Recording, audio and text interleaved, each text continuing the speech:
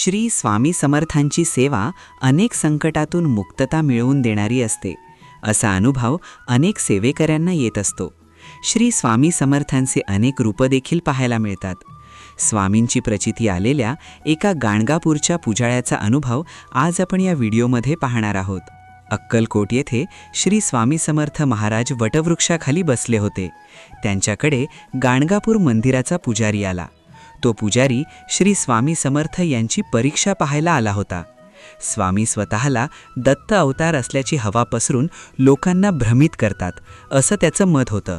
आल्या आल्या तडकाफडकीनी तो वटवृक्षाखाली बसलेल्या स्वामींकडे येतो. त्याला पाहिल्याबरोबर स्वामी समर्थ महाराज म्हणतात, "काय रे, गाणगापूर मंदिराचा तो पुजारी ना? आम्ही कोण ही परीक्षा घ्यायला आला ना?" पुजारी चपापतो, पण स्पष्टपणे कबुली देतो.